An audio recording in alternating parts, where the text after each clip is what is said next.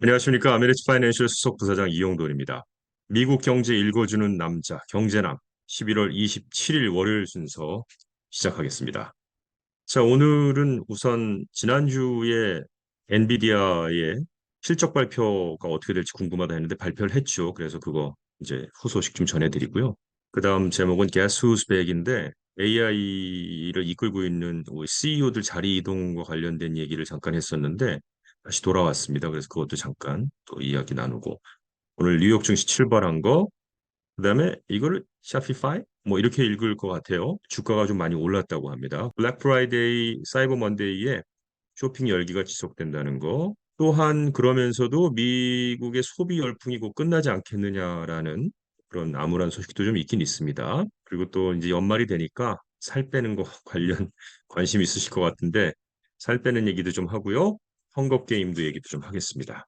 우선 엔비디아가 3분기 실적에서 월스트리트의 기대치를 뛰어넘었습니다. 지난 10월 29일에 종료된 분기에 대한 발표에 따르면 해당 분기의 매출은 전년 대비 206% 성장했습니다. 이 엔비디아는 또한 회계 4분기에 대해 200억 달러의 매출을 예상하는 지침을 제시했는데 이게 거의 231% 매출 증가를 의미합니다. 엔비디아의 그 생성적 인공지능의 급부상 덕분에 그래픽 처리 장치에 대한 수요가 공급을 초과했는데 이 생성적 인공지능, Generative Artificial Intelligence 이게 도대체 뭐냐? 잠깐 좀 살펴보겠습니다. Generative Artificial Intelligence 생성적 인공지능이 컴퓨터 시스템이 새로운 데이터나 콘텐츠를 창조하거나 생성하는 데 사용되는 인공지능의 한 형태입니다. 근데 이게 기존 데이터나 규칙을 기반으로 해서 새로운 형태의 데이터, 이미지, 음악, 텍스트 등을 생성할 수 있는 능력을 가리키는데 예를 들어서 생성적 적대신경망, 즉 Generative Adversarial Network,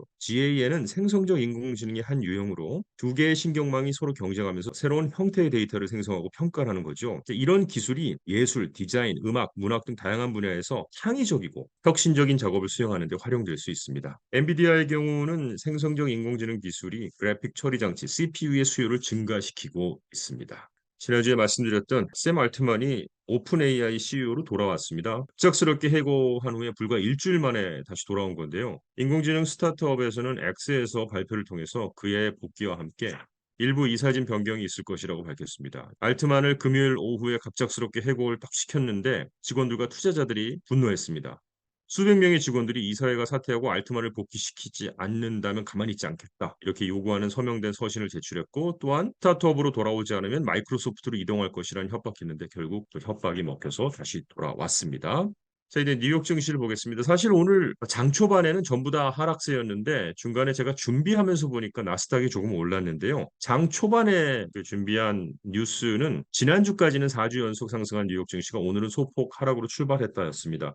S&P 500, 나스닥 각각 0.2% 하락했고 다우존스도 0.2% 하락한 가운데 출발했는데 다우하고 S&P는 조금 더 하락했고요. 나스닥은 반등을 했네요. 또 달러와 유가가 모두 약세를 보인 가운데 금값이 6개월 만에 최고치로 올랐고요.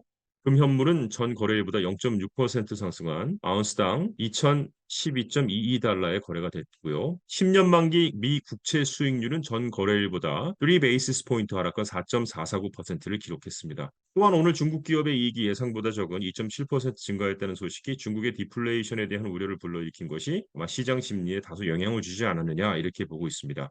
자, 그러나 분석가들은 이러한 이유들보다는 지난 4주간의 연속 상승으로 과매수를 해소하기 위한 움직임으로 해석을 하고 있습니다. S&P 500가 지난주까지 4주간 연속 상승세를 보였었고 또 지난주에도 다우는 1.3% 상승했고 S&P 500는 1% 상승했고 나스닥은 0.9% 올랐습니다.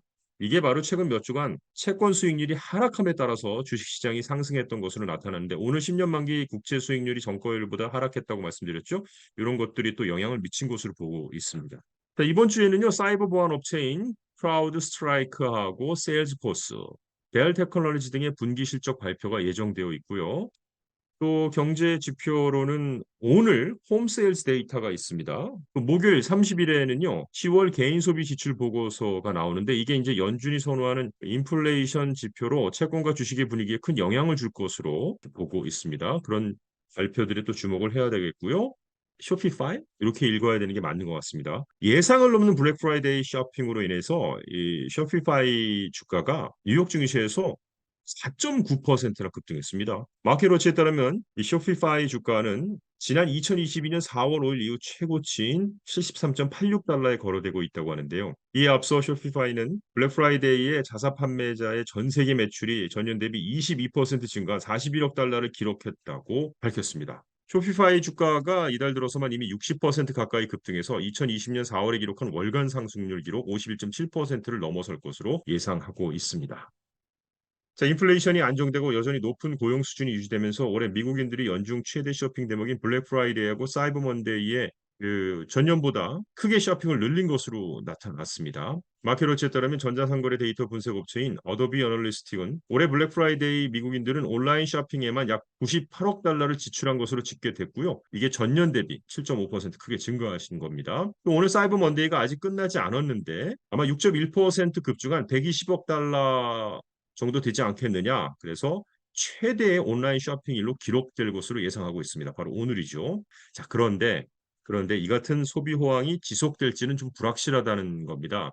지난 1, 2주 사이에 분기 실적을 발표한 백화점하고 운동복 업체, 베스트바이 등 대다수 소매 업체들이 전체적으로는 둔화된 소비 지출을 보고 있습니다. 온라인상에서는 올랐지만 실제로 오프라인상은 소비 지출이 둔화됐다라고 보고가 된 것이죠. 그리고 월스트리트의 분석가들도 내년 초까지는 고금리가 지속될 전망이고 10월부터 시작된 학자금 대출 상환 등으로 소비 지출이 증가하기 어려운 여건이라고 판단을 하고 있는 거죠. 자, 여기에 더해서 이 신종 코로나 바이러스 감염증 사태 이후에 지난 2년간 미국 경제를 지탱했던 소비 열풍이 끝나지 않겠느냐 보고 있는데 높은 주택 비용, 늘어난 신용카드 빚, 쪼그라드는 가계 저축, 이 삼중고 때문에 그렇다는 것이죠.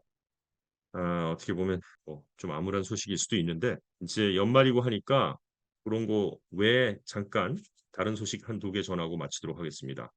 지금 보시는 것들, 화면에 보시는 게 당뇨 치료약들입니다. 이 당뇨 치료약이 비만에 굉장히 큰 도움을 준다고 해요, 비만 치료에. 근데 그중에 뭐가 좋냐라는 뉴스가 오늘 CNBC에 나와서 제가 좀 전해드리는데 가운데 보시는 몬자로. 이게 몬자로가 과체중하고 비만 성인들에게 오젬픽보다 체중 감량에서 더 효과적인 것으로 나타났습니다. 당뇨 치료약인 이런 약들이 체중 감량에 효과가 있는데 그중에 뭐가 좋냐를 얘기하는 그런 단계인 것 같아요. 대규모의 실제 데이터 분석에 따르면 당뇨병 약인 몬제로를 복용한 환자들이 체중을 더 많이 감량하고 체중 감소율도 크게 높았다고 하는군요. 이러한 결과는 미국에서 환자들이 시간이 지남에 따라 불필요한 체중을 감량하는 데 도움이 되는 능력으로 둘 다 수요가 급증하고 있다고 하는데 이거 근데 처방약입니다. 그냥 막 할 수는 없는 걸로 보이고 있습니다.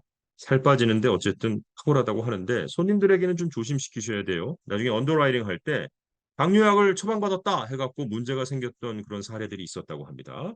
영화 얘기입니다. 헝거게임이 지난 추수감사절 기간 박수 없이 동안 견고한 성과를 냈다고 하고요. 나폴레옹이 그 뒤를 따랐고 그다음에 위시라는 최신 애니메이션 영화가 3위를 차지했다고 하는군요. 자, 이상 경제 읽어주는 남자 여기서 마치겠습니다. 고맙습니다.